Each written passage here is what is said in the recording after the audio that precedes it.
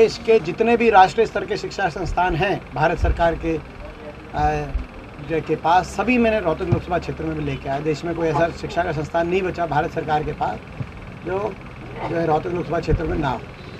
शिक्षा के संस्थान रोहतक में IMT, तो भादुगढ़ में फुटवेयर पार्क, झज्जर के अंदर रिलायंस, SEZ और MET का जिसका नाम दिया गया, तो थर्मल के कारखाने और इंडस्ट्रियल एरिया झाड़ली और खानपुर के आगे आसपास भी डेवलप हुआ जाएंगे और 30 से बड़े उद्योग आए, इंडस्ट्रीज़।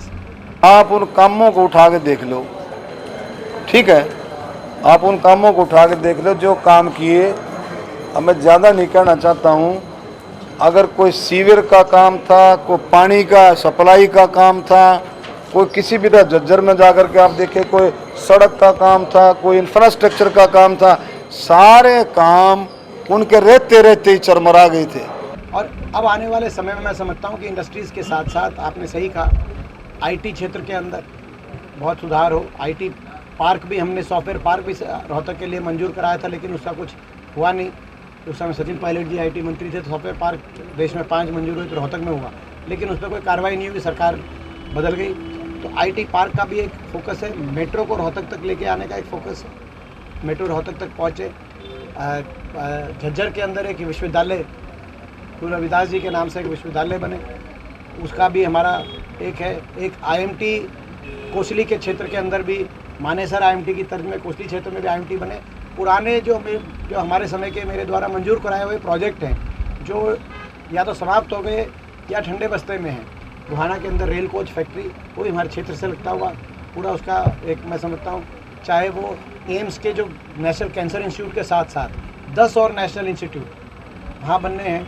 वो national heart institute, national geriatrics institute, national infectious diseases institute, national child care institute, वो सारे जो राष्ट्रीय संस्थानों को एक जगह लाने के लिए ये भारत सरकार ने कैबिनेट में बाढ़सा की ज़मीन दिलाई थी 300 एकड़, वो सारे संस्थान वहाँ पे आए।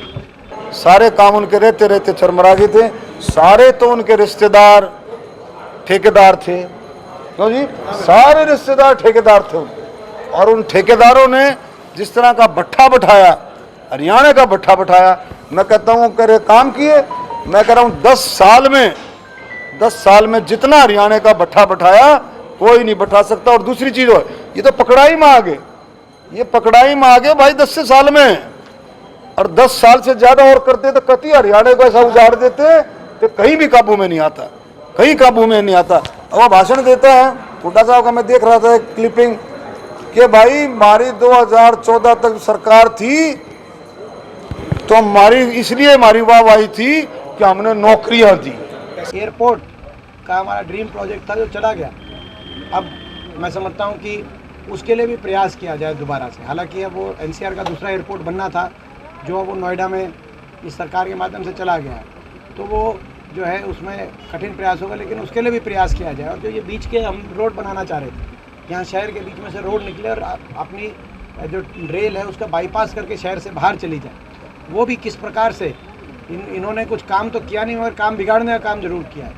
मगर वो कठिन चुनौतियाँ रहेंगी, कुछ इनमें से काम इन्होंने ऐसा काम कर दिए, लेकिन हम प्रयास करें। कहने का मतलब, रोहतक एक मॉडल के रूप में हमको इस बात को लेकर 10 साल तक जो विपक्षी जो भाजपा और इनेलो की पार्टियां थी, उन्होंने और किसी बात को लेकर हम पे निशाने पे नहीं रखा। हमारी सरकार इस बात पे रखा कि भाई रोहतक में काम क्यों हो रहा है, जबकि रोहतक भी दिल्ली के साथ है।